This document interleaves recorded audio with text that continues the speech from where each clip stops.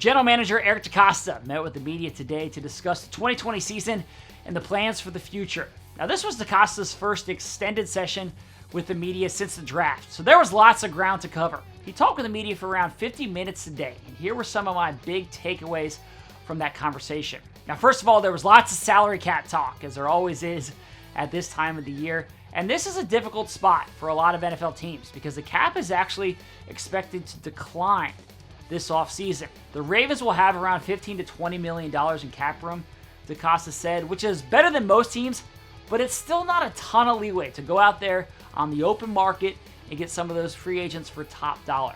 Now, something that will have an impact on the Ravens salary cap this year and really for many years to come is a potential long-term contract for quarterback Lamar Jackson. He's eligible to work out a long-term deal this offseason, and we've seen that happen with some of the other big-time quarterbacks around the league, like Patrick Mahomes, like Deshaun Watson.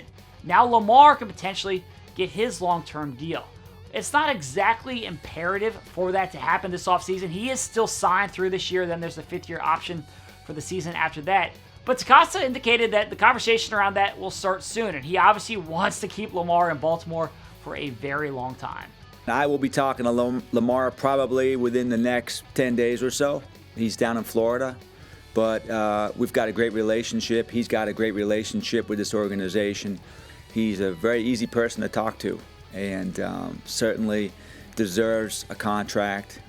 He has played phenomenal football over the last couple of years, and our intention and my intention is to keep him in Baltimore for many, many years. Now, DeCosta also indicated that there could be long-term contract talks with tight end Mark Andrews and offensive lineman Orlando Brown Jr., who were also members of that great 2018 draft class.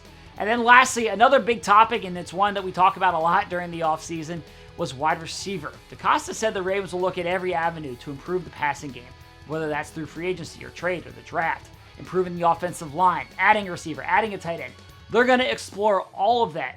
But based on what I heard from him today, it did not sound like the Ravens will be big players for some of the big-time wide receiver free agents who are expected to hit the market. Those number one wide receivers that you hear so much about during this time of the year. As I talked about, the Ravens are tight against the salary cap, so it could be difficult for them to be in play for some of those guys. Now, we'll have to wait and see how all that plays out. And like I said, there was a lot of ground covered today by DeCosta, and if you want to check out his full press conference, well, we have that posted for you in its entirety on our app, our website, our CTV apps, our YouTube channel, and our Facebook page. Go ahead and check it out. That's it for me. Thanks for watching.